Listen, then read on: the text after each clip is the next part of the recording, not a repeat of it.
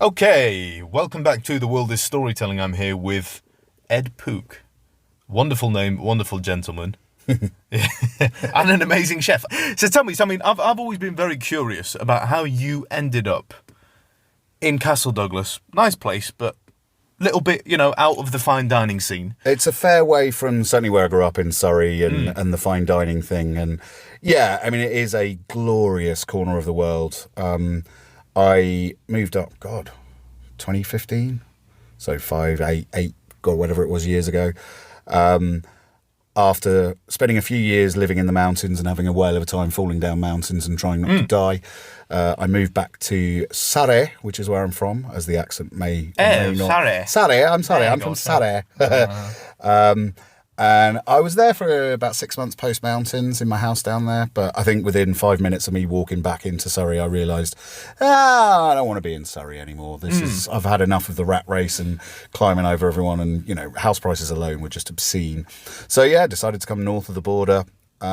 Initially because of poor mental health. So it was I suffer. I've never known how to say this. I suffer. I deal with. I am bipolar. I was always trying to make it manageable. It's not, oh, woe is me, I've got a problem. It's like, well, I clearly have some issues to deal with. Keeping up with the rat race is not for me. So let's head to the hills and not the hills. Well, I suppose we have a few hills here, but let's head out of Dodge and see if we can build a life somewhere a little bit calmer and more placid. So you were thinking of looking for somewhere a bit calmer, a bit more, relaxed, but then you also ended up on crazy TV shows and being some sort of media star.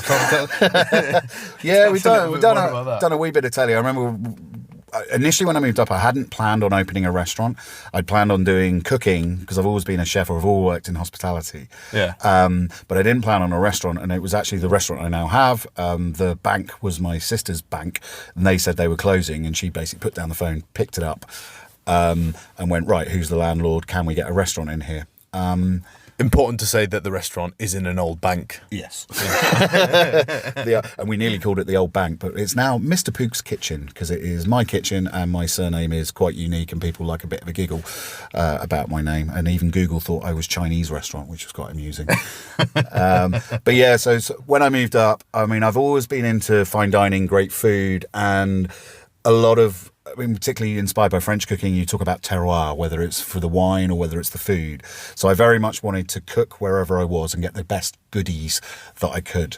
And one of the first people that came across my path was a gentleman called Mark Williams, who is, he's a world famous kind of expert forager. He takes people out on little tours and stuff. I remember sending him an email, very long-winded email, kind of pleading my case for how I wanted a mentor and I wanted to learn this dark art of picking weird and wonderful things that might kill you in the woods. And he very sweetly sort of sent one back, went, yeah, whatever, mate. If you want to go for a walk one time with the dogs, fill your boots. So yeah, we literally went out for a walk. I think we picked wild garlic that time. And not long after, I think we were going out for spoots and seaweed, razor clams and seaweed in the waters around here. And something in my brain just clicked. And I was like, do you know what? Going out and picking the best stuff. Because chef's eye is a talent. You're always looking for the best stuff, but when you see the good stuff. It screams to you the quality and everything. And the idea of being able to go out of a morning, pick wild garlic and have it on the menu that afternoon, that evening, was just so inspiring. And just taking my dog out for a walk, in the woods, in the sunlight, monkey brain, fully relaxed back. You get something nice for your tea, for yourself, and you get to tell a story and inspire others around it. Yeah, it was the good stuff. That is a really amazing way of looking at storytelling. I once, back in the day, I wrote an entire thesis on the terroir of wine. Oh, nice. Yeah. And, there's a rabbit hole. Oh, yeah, there's an absolute rabbit hole, yeah. One of the interesting things about that was going from sense of place. As people, we all have a story about the place that we're, our own terroir. Very much dependent on all the different aspects of us, the weather, the feeling. And it sounds like you've also switched your own terroir by coming up here. Yeah. And you've got the food terroir that comes along with it. Exactly. And we have above the kitchen, so it's kind of an open kitchen in the restaurant, and we have a very kind of stylised outline of the coastline of Dumfries and Galloway. And a lot of people think it's a signature, or they don't know what it is, and then I love it because they have this lovely moment where they get it. It's like, those pictures you see where you can't see the image, and if you let your eyes relax, and there's that kind of moment of childlike treasure hunting joy. And they're like, I see, it's the coastline, this is where we're at.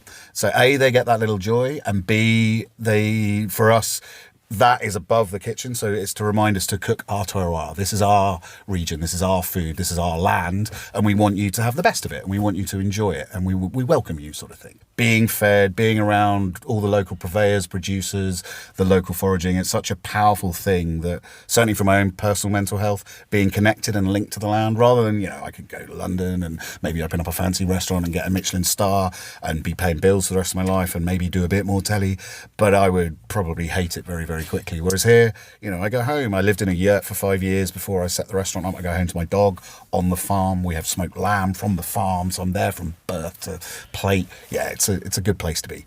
That is really, really nice.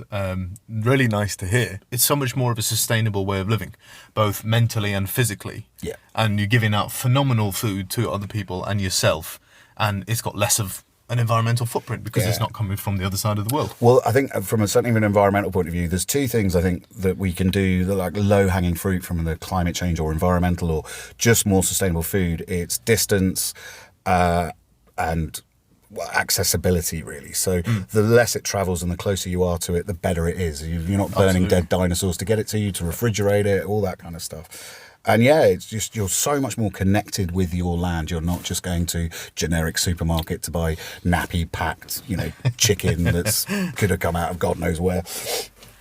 Well, thank you so much, Ed. My pleasure.